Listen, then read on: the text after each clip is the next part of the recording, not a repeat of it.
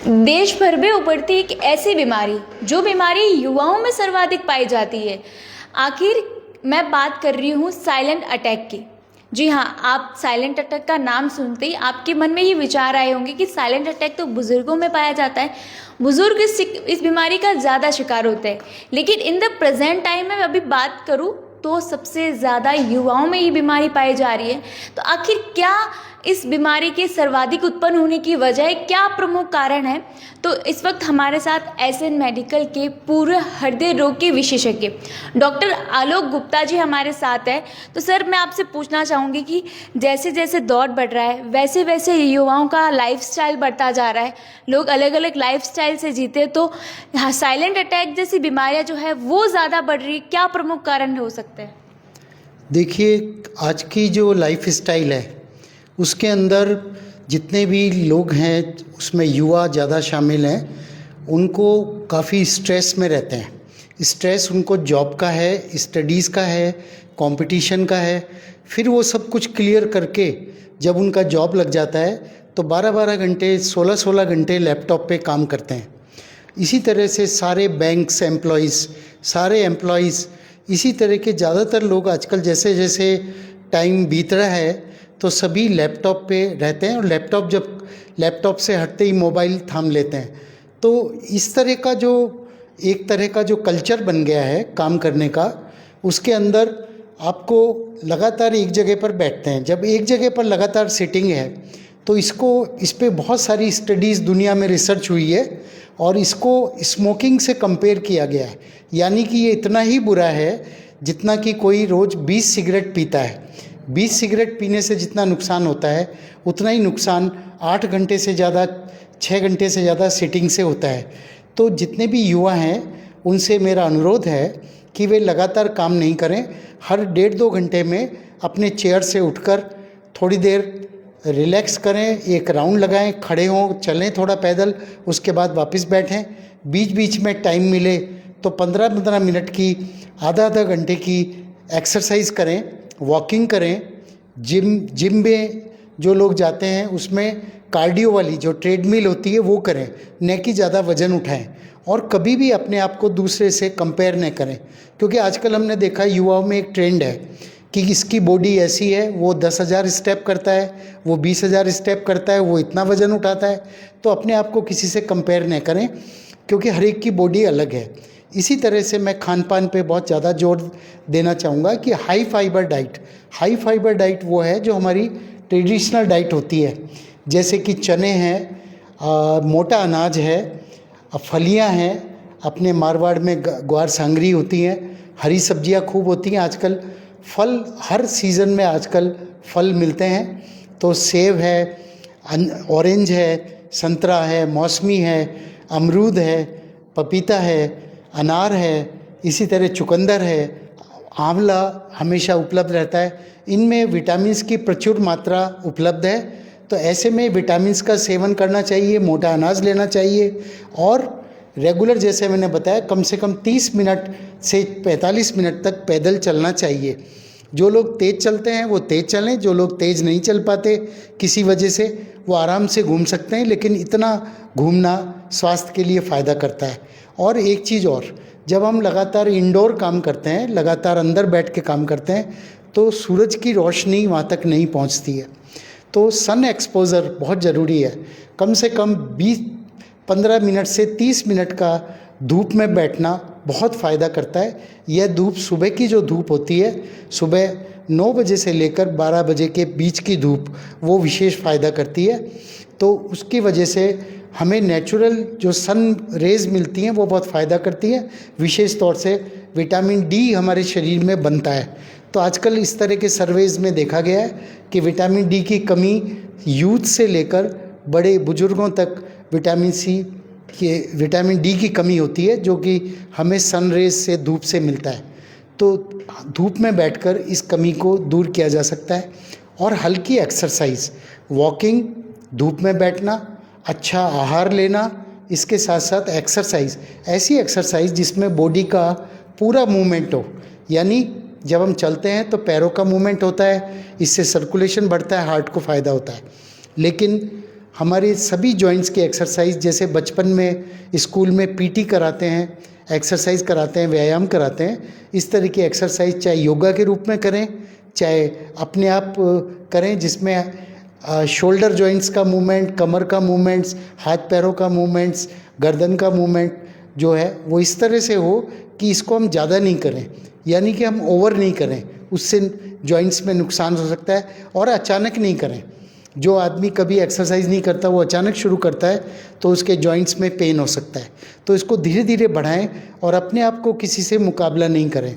हमारी बॉडी जितना रिलैक्स होकर हम एक्सरसाइज करेंगे, जितना हम इतनी एक्सरसाइज करें कि हमें जॉइंट्स में पेन नहीं हो, हमारा सांस नहीं फूले चलने पर, हमारी धड़कन बहुत ज़्यादा नहीं हो, हमें ज़्यादा पसीना नहीं आए। तो इन बातों का विशेष ध्यान रखें। यदि किसी को चलने पर पसीना आए, घबराहट हो, धड़कन हो, सांस फूलने लगे तो वह अपने चिकित्सक से चेकअप करवाएं।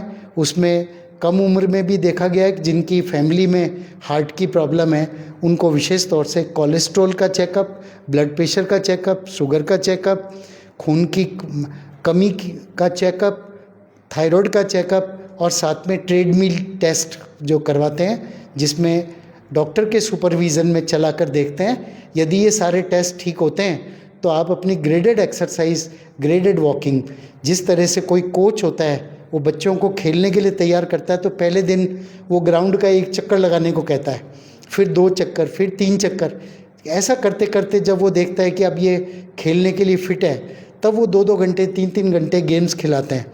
तो हमेशा ये ध्यान रखिए, कोई भी एक्सरसाइज, वॉकिंग करने से पहले आप जो है, यदि आपको कोई तकलीफ़ है तो चिकित्सक की सलाह लें, नहीं तो ट्रेनर्स, जिम में भी ट्रेनर्स होते हैं, उनकी सलाह, उनके अंडर सुपरविज़न में ही इस तरह की एक्सरसाइज करनी चाहिए। तो आप ये ध्यान रखिए कि खान-पान से, अच्छे व्यायाम से और अच्छी एक्सपोज़र, बाहर वातावरण, खुले वातावरण, आजकल पॉल्यूशन देखा गया है, गाड़ियों का धुआं, डस्ट, जो सड़कें ख़राब हैं उसके कारण जो डस्ट उड़ती है, गंदगी, जो कचरे के कारण डस्ट उड़ती है, किचन में जो लेडीज़ हमारी दिन भर काम करती हैं उनको आजकल गैस, वो चूल्हे कम हो गए, गैस आ गई है, फिर भी किचन में धुआं होता है। तो ये ध्यान रखिए कि इन चीज़ों का एक्सपोज़र कम होना चाहिए। कम से कम आउटडोर एक्टिविटीज़, जापान में ये एक्सपेरिमेंट्स किए गए हैं कि आधा घंटा जंगल में जाएं। जंगल में जाने का मतलब है खुली हवा में जाएं। तो वो लोग क्या करते हैं, आधा घंटा जंगल में जाते हैं, जिससे वो पशु पक्षियाँ देखते हैं, खुली हवा में सांस लेते हैं, अच्छी ऑक्सीजन मिलती है उनको। तो ये जो एक्टिविटीज़ हैं ये करनी चाहिए। तो अपनी दिनचर्या को ध्यान रखें, कोशिश करें कि 8 घंटे से ज़्यादा काम नहीं करें, कम से कम 6 से 8 घंटे की नींद लें।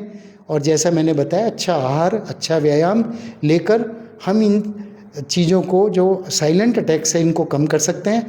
विशेष तौर से जिस फैमिली में किसी को हार्ट अटैक आया हुआ है या कम एज में हार्ट अटैक है, उनके जो है बच्चे हैं, उसमें जो यूथ्स हैं, उनमें बड़े बुजुर्ग हैं, उन सबको अपनी जांच अवश्य कराकर इस खतरे को कम किया जा सकता है।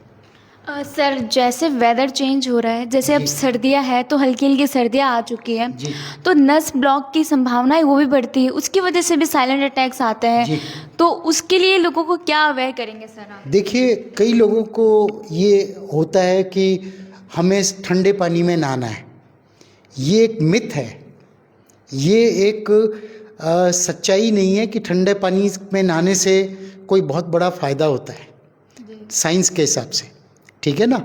कई लोग तो अपने आप शरीर को चैलेंज नहीं करें।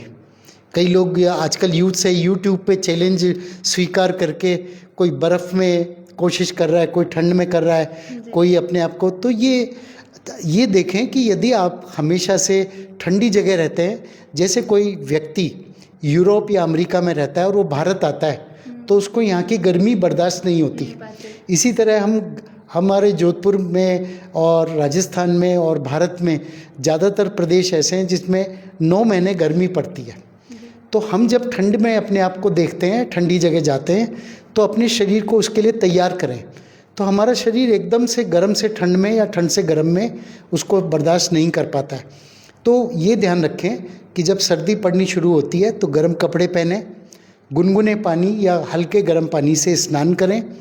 आपको अच्छा लगना चाहिए शरीर को, ऐसा नहीं लगना चाहिए कि नहाते समय सर्दी लग रही है।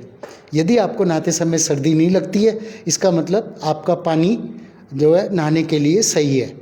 तो एकदम से अपने आप को एक्सपोज नहीं करें, धीरे धीरे अपने आप, धीरे धीरे सर्दी बढ़ती है उसके हिसाब से अपने आप को ढालें, कपड़े पहने, एक्सरसाइज करें, गर्म खाना लें और टाइम पर खाना लें। लंबे समय तक खाली पेट काम नहीं करें।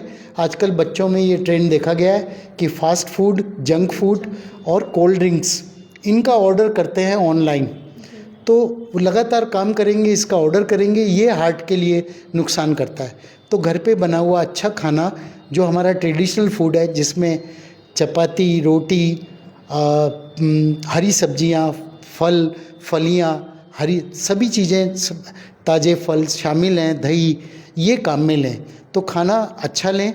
सर्दी में खाना गरिष्ठ होना चाहिए, अच्छा होना चाहिए। तो खाने में नेगलेक्ट न करें, गर्म कपड़े पहने और जितना अपने को गर्म पानी, ठंडा पानी सुहाता है उतना ही काम में लें। अपने आप, अपनी बॉडी को चैलेंज नहीं करें। कभी भी कोई आपको ऐसी जगह की यात्रा करनी है जहाँ बहुत ठंड है, तो पहले से हल्के ठंड में रहकर थोड़ा सा अपने आप की बॉडी को अभ्यास करें, फिर आप जाएं और हमेशा गर्म कपड़े और साथ रखें। विशेष तौर से किसी को खांसी जुकाम हो, किसी को पहले से बीमारी है हार्ट की, ब्लड प्रेशर की, डायबिटीज़ की, कैंसर की या फेफड़ों की, तो वो अपना विशेष ध्यान रखें। बुजुर्ग और छोटे बच्चों का और गर्भवती महिलाओं का विशेष ध्यान रखें अपने घर में। उनको ठंड नहीं लगे, ठंड लगती है तो खांसी जुकाम भी हो तो उसका तुरंत इलाज करें, क्योंकि कोरोना के टाइम सब देख चुके हैं कि खांसी, साधारण खांसी से निमोनिया होने में देर नहीं लगती है। तो यदि आपको सांस की तकलीफ़ हो, छाती में दर्द हो, बुखार हो, तो तुरंत चिकित्सक को दिखा के इसका इलाज कराएं। देखिए, हमारे साथ है heart specialist doctor Alok Gupta. जैसे उन्होंने बताया कि खान पान से लेकर आपके लाइफस्टाइल तक, तो आपको भी ऐसा लगा होगा कि आपका लाइफस्टाइल कैसा है। सुबह उठते ही लोग, आज की युवा जो है वो सीधा फ़ोन चेक करते हैं और फ़ोन को ही अपना रोज़ाना आसपास चारों तरफ रखे रहते हैं, जिसकी वजह से और लगातार कुछ सीटिंग्स है, जैसे कि 4-5 घंटे निरंतर काम करना, इंडोर काम करना। तो कुछ जैसे कि सर ने कुछ सुझाव दिए कि आप ये सुझाव अपनाइए, क्योंकि जिस तरीके से दौर बढ़ रहा है, युग बढ़ रहा है, वही युवाओं में ये साइलेंट अटैक की बीमारी जो है वो लगातार बढ़ते जा रही है। अन्य बीमारी हो तो हम अपने नज़दीकी अस्पताल में डॉक्टर को इलाज करवा देते, लेकिन अचानक साइलेंट अटैक, जैसे कि जोधपुर की अगर मैं बात करूँ तो 2 दिन पहले एक ऐसी घटना आई थी कि एक जापान से एक युवक जो अपने दोस्त की शादी अटेंड करने आया था, और जब बारात निकली तब अचानक वो नाचते नाचते ज़मीन पर जा गिरा, और जब नज़दीकी अस्पताल ले जाया गया तब डॉक्टरों द्वारा यही कहा गया कि इस युवक को साइलेंट अटैक आ गया है। तो आखिर क्या वजह थी? तो देखिए, जिस तरीके से जैसे जापान का वातावरण वो अलग था, जब वो भारत यहाँ लौटा तब वो अलग था, तो कुछ ऐसी संभावनाएं भी है कि नस ब्लॉक होने की वजह से हार्ट अटैक आते हैं। तो देखिए, जिस तरीके से सर ने बताया कि कैसे, कौन से सुझाव जो है वो अपनाने चाहिए, जिससे साइलेंट अटैक जैसे जो बीमारियां जिसकी ज़्यादा वृद्धि हो रही, तो उसे हम कम कर सकते हैं। आम जनता अगर सतर्क रहे, वो अपने इन सुझावों को अपनाए, तो ऐसे साइलेंट अटैक जैसी बीमारियों से पूरा भारत बच सकता है। तो देखिए, अगर अब आप भी इस सुझाव से, आप भी अगर ये सुझाव अपनाते हैं तो हमें कमेंट करके ज़रूर बताइएगा, और ऐसे तमाम प्रकार के अपडेट्स के लिए द खटक के साथ जुड़े रहिए।